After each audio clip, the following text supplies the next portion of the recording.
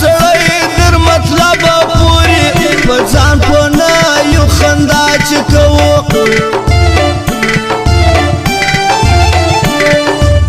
دلته یارې په څو شرط کېږي یا به پیسې یا موټر به لرې بغیر د یار ژوندون نه کېږي هم کړي دا زم هم ډالر به لرې زما په مرض په جانا پوه دی خلکو خبر یې کوي چیرې به وي زما د زړه په هر ما پوه دی هغه ناتار زه اوس چیرې به وي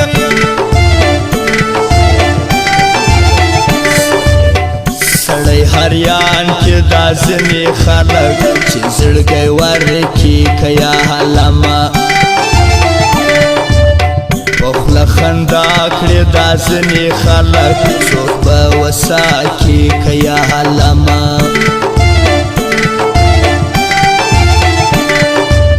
سم فلم سټار دی ځواني یې نسته دا کوډ رفتار یې هم خوند راکوي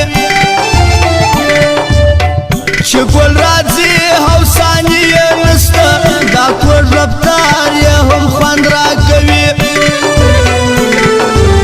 ماته په مړو سترګو کتل مه کوه مړ به مې کې زما جانانه مړ به مې کې ماته په مړو سترګو کتل مه کوه مړ به مې کې زما جانانه مړ به مې کې زما جانانه مړ به مې کې او شخص انداګانا د خیر الله درویش موزیک والا خالدا کاکړی خازده فرمایش دی د ارماني د ګروپ یاران حبیب ارماني شهبازي افغان قسم ارمان نصیب کیم عمران زین الله افغانو واور خیر الله درویش فرمایدن کبلا سمسورو سکولاو ایسان لا تنهاو خان بارډر والا ولالا خان ځوانو خاصه فرمایش د زمانو د فیض افغانم فرمایش د شپې خوبونه مې سول حقیقت سهار جانان جوابونه راکړل رکیب ولا هم خوشاله ولو ماته جانان پیغورونه راکړل غم دې ظالم دی ما ډېر زیروي پر کوم ولاړ سم بل لار نه لرم کمی جانان یې تا ډېر نازوم بې تا پر دنیا بل یار نه لرم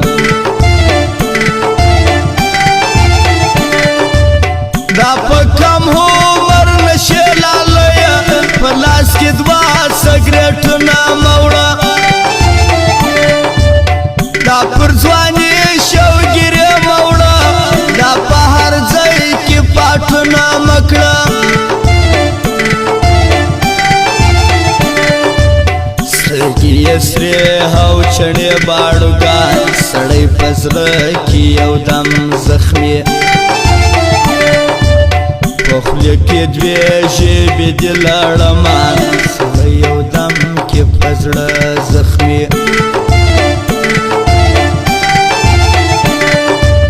شاعر ریحان باچا داسې وایي لیکل یې زده کړه بیا کړه شاعري دا ټول جهان به بیا څه وایي چې ته هر وخت کړې د غلا شاعري قربان مه کوه نشې جانانه زما جانانه و زما ځانه جانانه قربان مه کوه نشې جانانه زما جانانه و زما ځانه جانانه و زما ځانه جانانه